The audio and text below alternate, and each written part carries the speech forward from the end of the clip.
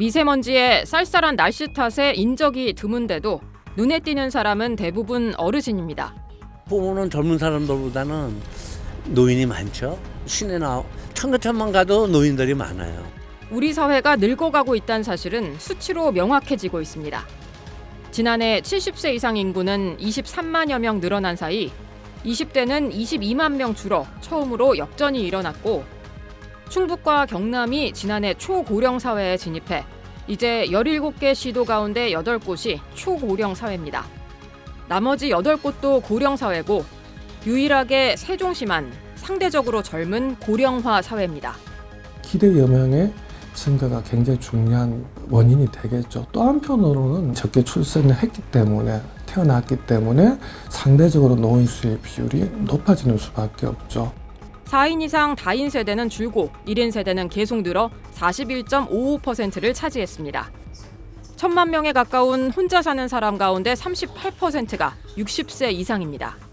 인구 장려 정책 못지않게 요 고령 인구에 대한 어떤 복지 정책이랄지 이런 것도 좀 강화될 필요가. 오는 4월 치러질 국회의원 선거에서 투표권을 행사할 유권자도 60세 이상이 20, 30대보다 많아졌고 15에서 64세까지 생산 가능 인구는 계속 줄어 이제 70% 선마저 위협하고 있습니다.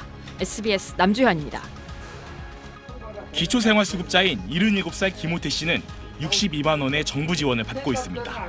기초생활수급자가 받는 생계급여 62만 원과 만 65세 이상 노인에게 지급되는 기초연금 32만 원을 모두 신청했지만 결과적으로는 생계급여 하나만 받는 셈입니다. 기초연금이 소득으로 잡혀서 생계급여가 그만큼 깎였기 때문입니다. 30만 원을 준다고 할 것 같으면 삶이 확 단너져 버리지요. 결국은 우리는 밥만 먹고 사는 거지. 아예 기초연금을 신청하지 않는 사람도 있습니다. 기초연금이 소득으로 잡혀 생계급여 지원 대상에서 아예 탈락할 수 있다는 우려 때문입니다. 한꺼번에 타야지. 그거 타봤자 소용없다. 앞으로 하고 뒤로 뺏기고. 만 65세 이상 노인의 70%, 약 623만 명에 동일한 금액이 지원되는 기초연금. 노인 빈곤을 막기 위한 공적 지원이지만 오히려 극빈층 지원에 장애 요소가 되고 있는 겁니다. 국민연금을 받을 수 있는 노인의 경우도 마찬가지입니다. 기초연금이 소득으로 잡혀 국민연금 수급액이 줄어드는 경우가 적지 않기 때문입니다. 이렇다 보니 월수익 100만 원을 넘기지 못하는 노인들의 피폐한 삶이 계속되고 있습니다. 수입이 100만 원 정도 돼야 박스 주스를 안 돌아다니고, 일자리도 없으니까 박스라도 주스라 전쟁이에요, 전쟁. 그렇다고 전체 노인 70%에 지급하는 기초연금을 예외 없이 보장해주기에 재정 부담이 너무 큰 상황 때문에 전문가들은 지원 대상을 줄이고 극빈층 노인에 보다 많은 지원을 집중하는 게 바람직하다고 주장합니다.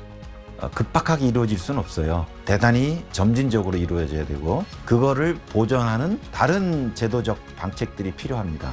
복지부도 이런 상황에 대해 법 체계상 한계가 있다는 점을 인정하면서도 지원 대상을 줄이자는 의견에 대해선 국민연금 개혁과 함께 논의하겠다고 밝혔습니다. SBS 박재현입니다.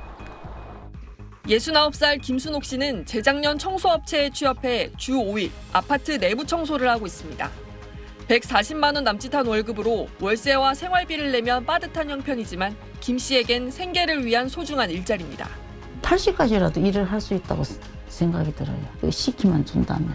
그래가 우리가 벌어야 자식들한테 짐이 덜 되고. 국민연금이 없는 김 씨는 당장 일자리를 잃으면 매달 30만 원 조금 넘는 기초연금만으로 생활해야 합니다. 젊은 사람들은 실업급여를 받아 버틴다지만 김 씨처럼 만 65세 넘어 취업을 하면 고용보험 대상이 아니어서 실업급여를 받을 수도 없습니다. 나이만 더 그만하라 그러면 이제 나가게 되면 당장 생활이 힘들잖아요. 28만 원짜리라도 해야죠.